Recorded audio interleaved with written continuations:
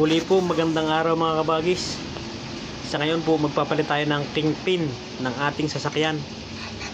Ayan, unahin po nating tanggalin itong sabat ng kingpin. Tanggalin po natin yung lock na yan. At medyo madugo po ang paggagawa nito.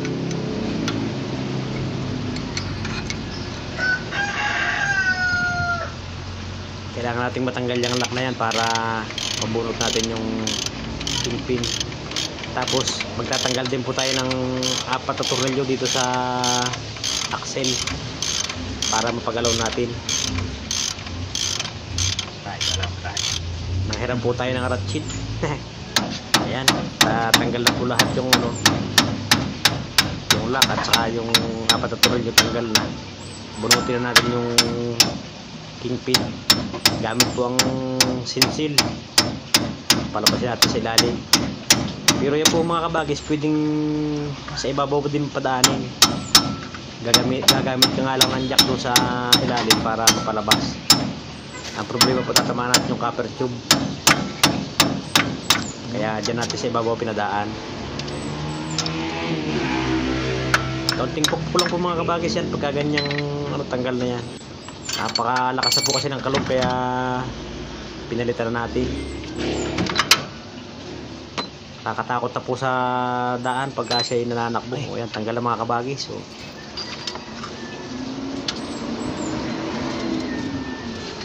wala na ang bearing. Sabog-sabog na ang bearing. Ayan po mga kabagis. O, kita nyo kung gano'ng kaluwag yung kingpin. Pag hinulog mo sa ibabaw, dire-diretso siyang nahuhulog. Oh, yun, lumalabas. Walang kasabit-sabit. Kaya kailangan talaga natin palitan. Nahuhulog na lang siya. Basta binitawan mo sa taas, hulog siya. Walang kasabit-sabit.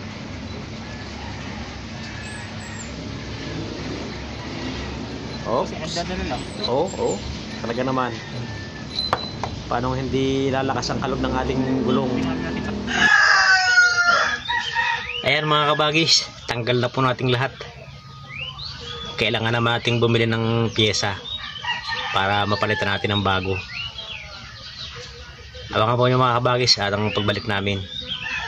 Kami bibili ng pyesa. Ayan mga kabagis, nakabalik na po tayo. At pag-aaral natin kung paano tanggalin itong busing na ito. Papalitan po natin ang bagong busing.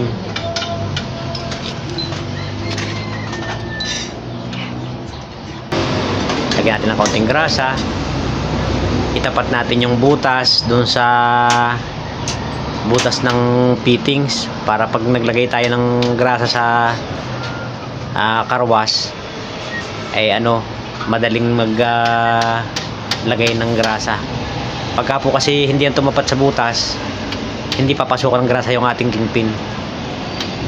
Kaya siguraduhin natin na nakatapat yung butas ng busing doon sa butas ng fittings. Yan mga kabagis, medyo mahirap-hirap kung ikabit. Siguro kailangan natin itong pukpukin ng bahagya. Pero dahan-dahan po mo lang pagpukpok kasi manipis lang yung busing. Hindi pwede, tanggalin natin. Masisira siya. Yan, dahan-dahan pukpok lang mga kabagis. Yan, lumapat na po. Sumasa mo yung kalahati. Tsaga-tsaga lang ang pagpukpok, dahan-dahan. Yan, kahit pa paano mapapasilid rin yun dyan. Yan, kalahati na po mahigit mga kabagis. Kaunting pukpok pa. Ayan, yung pong isa medyo tinupi natin. Ayan madaling ipasok. Yan, madaling ipasok. Simple. Walang kahirap-hirap.